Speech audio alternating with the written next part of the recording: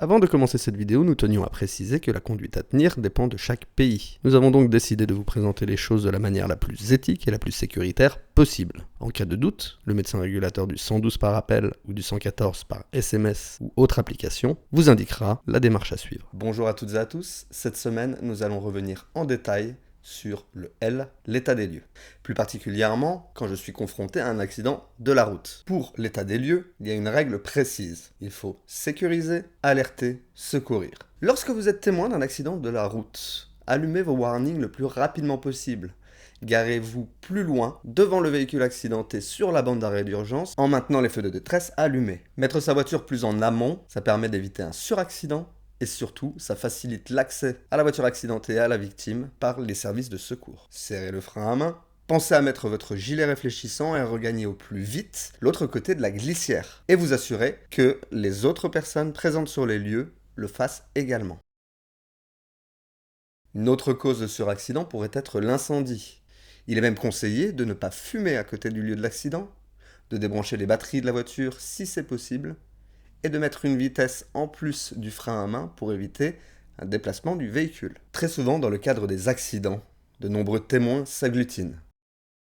Il faut savoir les disperser ou les utiliser afin de prendre en charge plus efficacement la victime. Vous pouvez les utiliser pour baliser l'accident et faire signe aux voitures arrivant sur le lieu de ralentir. Vous devez ensuite alerter les secours, soit par l'intermédiaire des bornes orange qui sont géolocalisées, soit par téléphone portable. Ne prodiguez les premiers soins que lorsque l'environnement est sécurisé.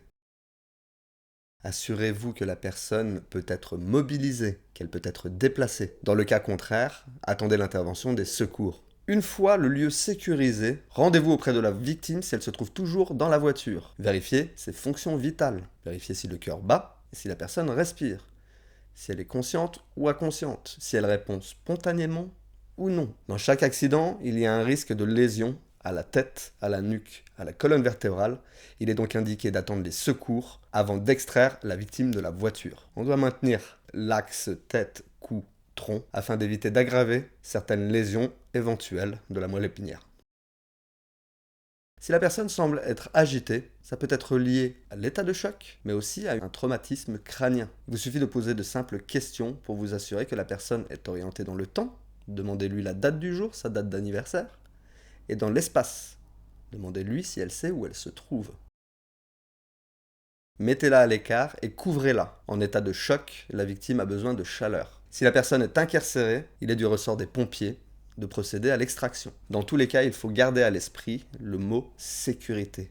Ne pas se mettre en danger. Intervenez si vous le pouvez, mettez-vous à l'abri si vous le devez. En résumé, si vous êtes témoin d'un accident de voiture, il faut savoir sécuriser, alerter, le 112, secourir si vous le pouvez. Le maître mot, c'est la sécurité. Sécuriser un lieu d'accident dans d'autres circonstances, ça peut être simplement retirer les objets dangereux qui se trouvent autour de la personne, l'éloigner de toute source d'électricité ou d'incendie, et adopter les gestes qui sauvent. Ces gestes seront développés dans une prochaine vidéo. Be safe et à bientôt sur la chaîne des conseils du tisanier.